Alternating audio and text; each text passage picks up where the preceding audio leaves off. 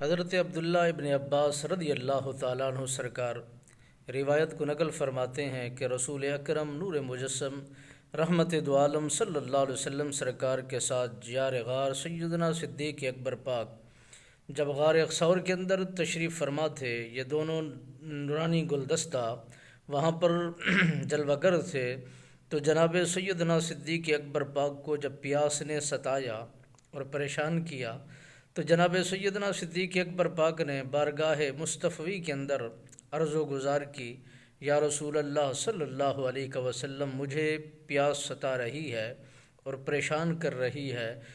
پیاس کی شدت کی وجہ سے میرا جسم نڈھال ہوتا چلا جا رہا ہے۔ میرے نبی سرکار نے یہ نہیں فرمایا یہاں پر پانی دستیاب نہیں ہے،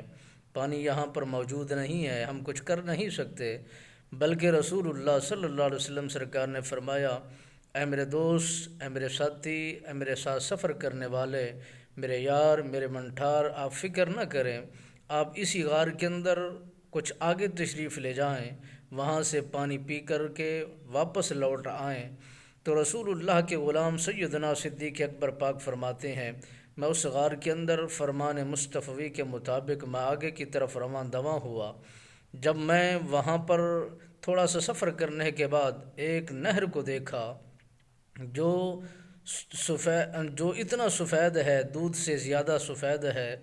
اور شہد سے زیادہ میٹھی ہے اور خوشبودار ہے اور بہترین اس کا سلسلہ تسلسل جاری ہے، تو رسول اللہ صلی اللہ علیہ وبارک وسلم سرکار کے غلام جناب سیدنا صدیق اکبر پاک نے جب پانی نوش فرمایا تو واپس پلٹ آتے ہیں، عرض کرتے ہیں، یا رسول اللہ، یہاں پر انتظام بہترین تھا اور خوشبودار تھی وہ نہر، اور اس کا پانی بہت زیادہ میٹھا تھا اور سفید تھا۔ میرے نبی سرکار نے فرمایا، اس سے تمہیں عجیب بات نہ بتا دوں؟ رسول اللہ کے غلام جناب سیدنا صدیق اکبر پاک عرض کرتے ہیں، یا رسول اللہ، ضرور بتائیے۔ میرے نبی سرکار کے غلام سیدنا صدیق اکبر پاک سماعت کے لیے ہیں، میرے نبی سرکار لب کھو رہے ہیں اور آپ فرما رہے ہیں کہ رب العالمین نے جو جنتی نہریں ہیں ان کا نگران فرشتے کو حکم کر دیا ہے